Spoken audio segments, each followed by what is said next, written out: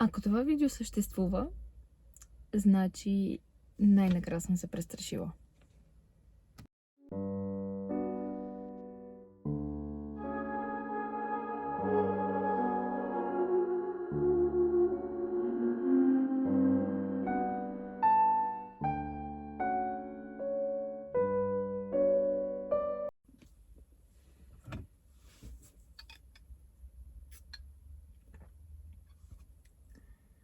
Чувствам се малко странно в момента.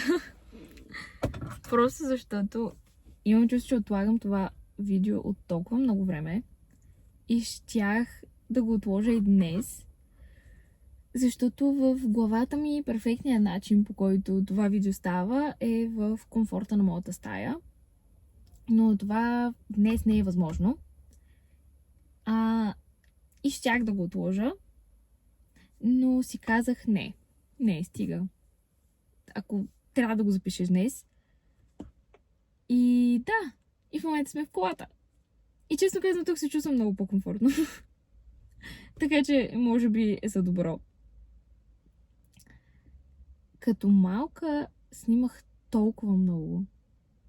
Буквално телефона беше винаги в ръката ми. Дори аз тогава нямах телефон, използвах този на мама и тате. И постоянно снимах. Снимах какво се случва около мен, дали някой се кара. Бях като пълен журналист и просто говорих с камерата. И това толкова много ми липсваше. И по едно време просто спрях. И дори не знам защо спрях, но спрях. И сякаш започнах да се свивам в себе си все повече и повече. И си мислех напоследък, тъй като толкова много неща ми се случиха, които да ми напомнят, че животът е много кратък.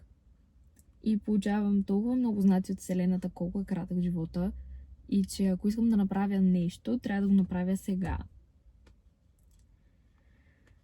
И си мислех как, като стана на 80 и се обърна назад, ако това, което видя, са пропилените години, в които аз не съм направила нещата, които искам и нещата, които могат да ми доставят най-голямото щастие на света, само заради това какво може да каже някой,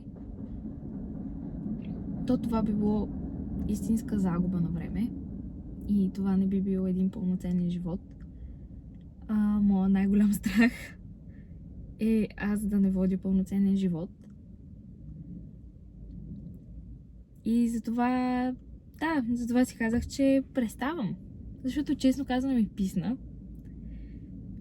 Писна ми да ме е страх.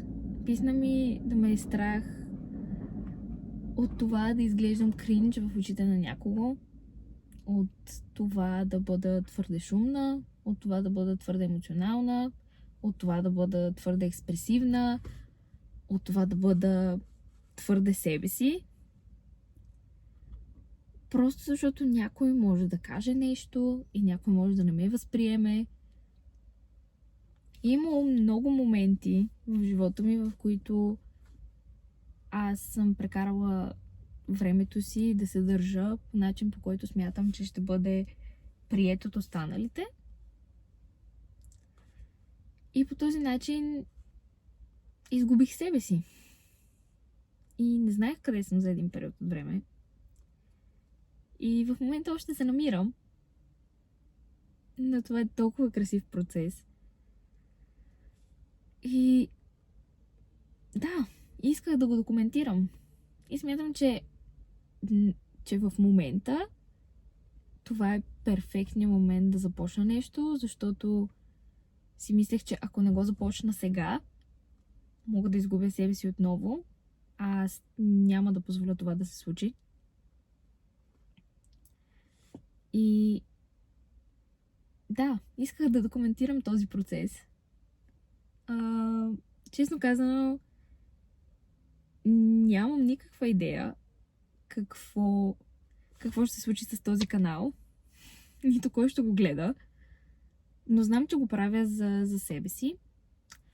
Знам, че го правя за да бъда истинска, за да изразявам чувствата си, за да изразявам емоциите си, за да документирам това прекрасно пътешествие, което ми се случва.